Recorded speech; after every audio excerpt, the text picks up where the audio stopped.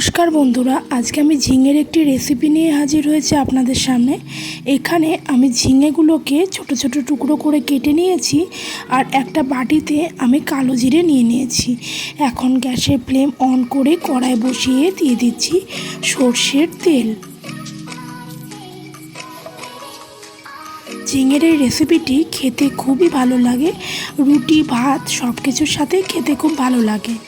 তেল গরম হয়ে গেলে এখন এর মধ্যে দিয়ে দেব কালো জিরে। কালো জিরেটাকে তেলে আমি একটু ফ্রাই করে নিচ্ছি।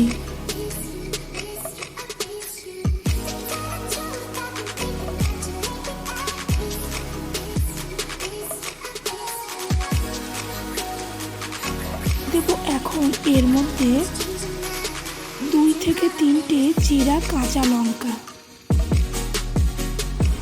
লঙ্কাগুলোকেও আমি তেলে একটু হালকা ফ্রাই করে নিচ্ছি।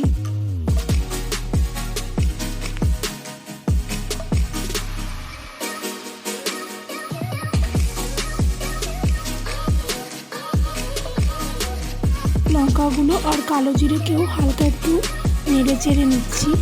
এখন এর মধ্যে আমি দিয়ে দেবো ছোট করে টুকরো করে কেটে রাখা ঝিঙেগুলোকে।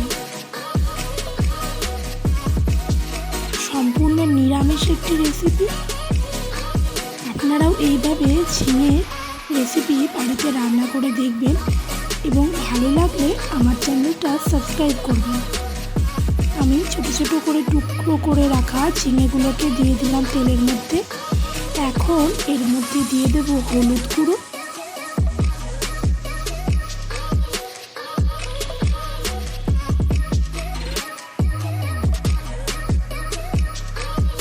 দিয়ে দেব স্বাদ মতো লবণ।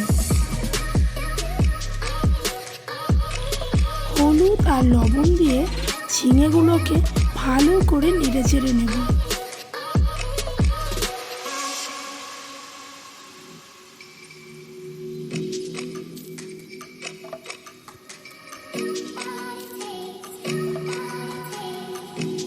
এখন একটা ঢাকনা দিয়ে ঢাকা দিয়ে দেব যাতে ঝিঙেগুলো ভালো করে ভাজা হয়। ঝিঙে থেকে যেহেতু জল বেরোয় জন্য গ্যাসের ফ্লেম মিডিয়ামে দিয়ে ঝিঙেগুলোকে আস্তে আস্তে ভেজে নেব ঢাকা দিয়ে দিয়ে। 10 থেকে 15 মিনিট পর ঢাকনা খুলে দেখে নেব ঝিঙে কতটা আমার নরম হয়েছে। দেখুন বন্ধুরা, ঝিঙে থেকে জল বেরিয়েছে ভালোই, ঝিঙেগুলো অনেকটাই নরম হয়েছে। এখনও 10 মিনিট ঢাকা দিয়ে ঝিঙেটাকে ভালো করে ভেজে নেব। 10 মিনিট পরে ঢাকনা খুলে আবার দেখে নিচ্ছি ঝিঙেটা কতটা ভাজা হয়েছে। ঝিঙে থেকে ভালোই জল বেরিয়েছে, ঝিঙেগুলো নরমও হয়ে গেছে। এখন গ্যাসের ফ্লেমটা জোরে দিয়ে আমি জলগুলোকে ভালো করে শুকিয়ে নেব।